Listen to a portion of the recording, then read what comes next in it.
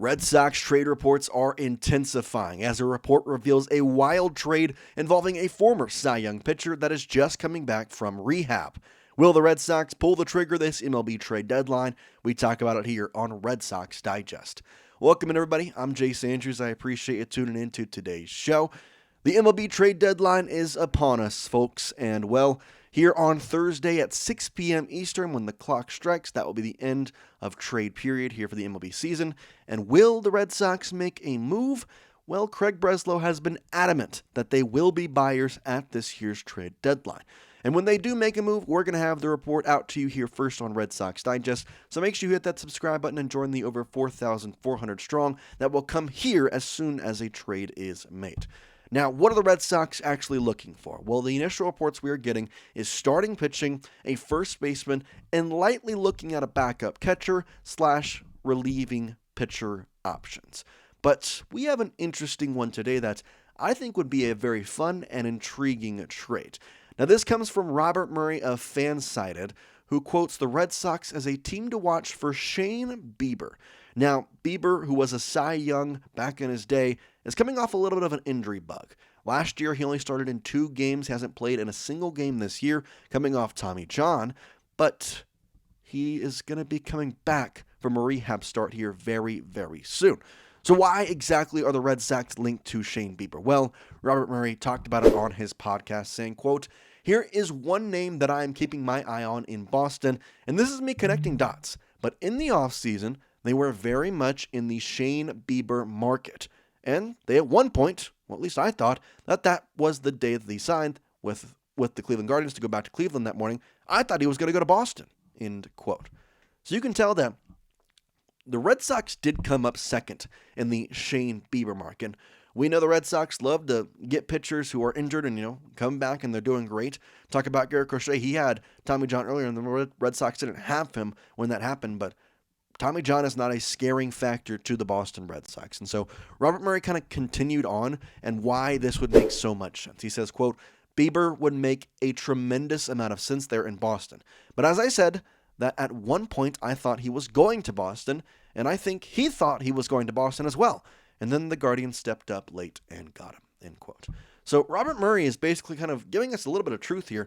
We know the Red Sox came up second in the Shane Bieber market this past offseason.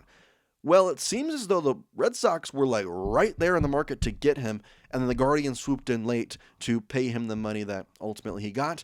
And now he's looking like he's going to finally come back from that rehab start.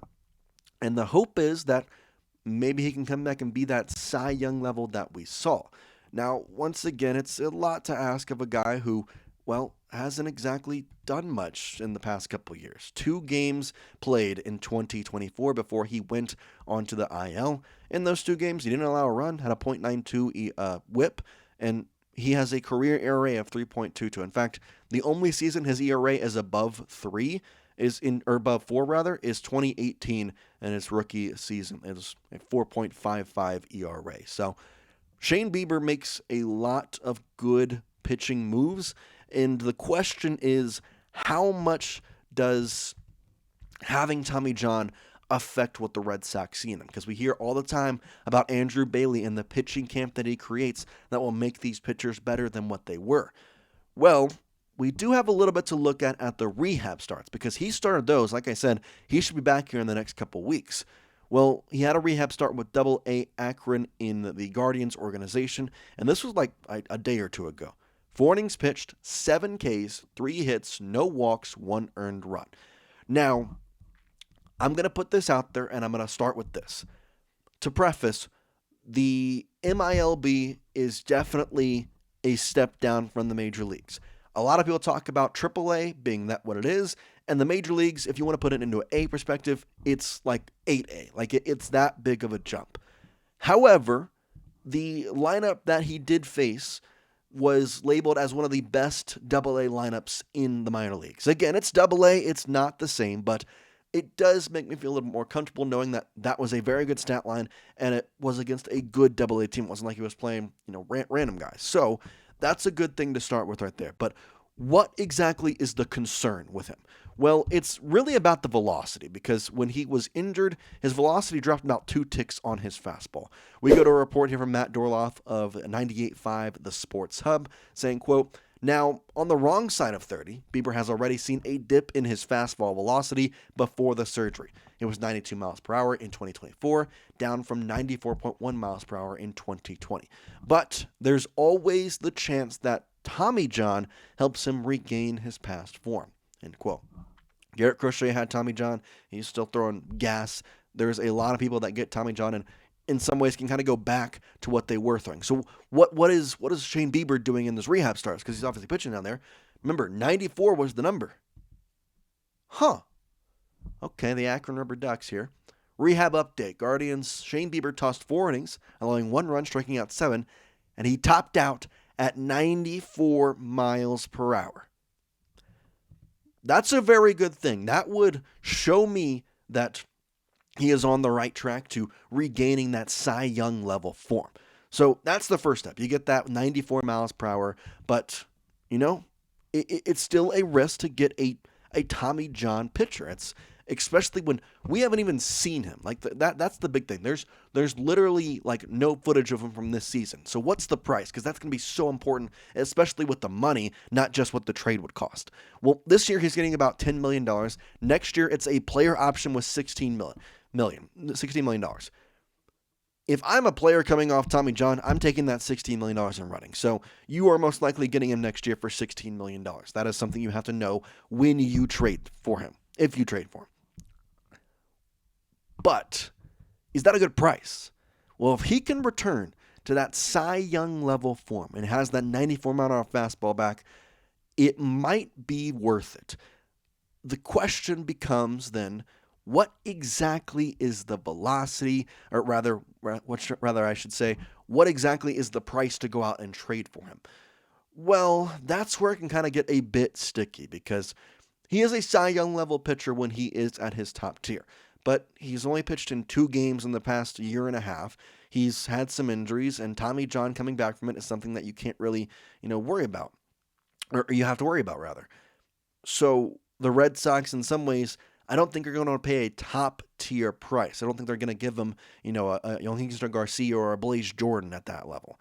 So maybe go down a little bit, maybe a Conley early, a Sandlin, give him a couple pitchers back would be my best idea of a potential trade idea for Shane Bieber. But again, are the Red Sox wanting to do this? Well, again, they have said that is an interesting part. They wanted him this offseason, even knowing the Tommy John. And they have a history, like I said, of getting people after Tommy John. Matt Dorloff again here of 98.5 The Sports Hub saying, quote, at the end of the day, the Red Sox are better off acquiring a pitcher post-Tommy John than before it. That's what they did with Crochet, who underwent the procedure back in 2022 and is now a Cy Young candidate himself, end quote. Now, Garrett Crochet is much younger than Shane Bieber at this current point, but the point still stands. The Red Sox are not scared of a Tommy John pitcher. The Red Sox do not care if the pitcher has had Tommy John in the past, especially knowing that most of the time you get him on the backside of it. It's very, I'm not going to say it's very unlikely, but it's more unlikely that they won't have that happen again with the repaired UCL rather than their regular one. So, to me, I think this is a very good trade. And the specific reason behind it is because of this number right here. If I was looking at the AA starts, because stats, they're great. 4 innings pitched, 7 strikeouts against AA. Like I said, against a good double lineup, that's great. I'm happy for it. I want to look at that. But I look at the under-the-hood stats. 94 miles an hour on the fastball, which is what he had before TJ. That is something that I can take and say, okay, so we might have the Cy Young level of Shane Bieber back here, at least some form of that. Even half of that would be something that I would take. The price shouldn't be all that high, especially for the Guardians who just lost Emmanuel Clase due to a betting allegation. They're a team that has struggled. They're in a very good division in the AL Central. The Detroit Tigers are going to run away with that. It's an interesting spot for the Guardians. So knowing they might have to kind of get a little bit of a selling mindset here, Shane Bieber, who they don't know what he's going to be, would they be willing to go out and trade him with the Red Sox? Because the Red Sox are 100% interested and would be listening and happy to move a couple of pitchers their way if you could put Shane Bieber on the table. But it's again, the risk and reward is there. I think, though, the risk to reward ratio favors more on the reward side if you can get a Cy Young level pitcher for $16 million to pair with Garrett Crochet. Now, are they expecting to be a 2 right away? Obviously, the workload management, there's a lot of questions, but I do think this would be a very fun and interesting trade, and I want to know your thoughts in the comment section. Get down there. Let me know, is this some guy you'd like to see the Red Sox trade for? Is this a trade that you don't want to see? Are you too concerned about the Tommy John, not seeing him over the past year and a half, nearly 2 years now? Let me know down in the comment section. Again, like I said, hit that subscribe button. We have a MLB trade deadline coming up, and we don't want you to miss all that's coming up. Hopefully, maybe we can get a live stream going for the MLB trade deadline as well. Let me know if you'd be interested in that. But for now, though, we're going to say peace out here from Red Sox Digest, and we'll see you next time.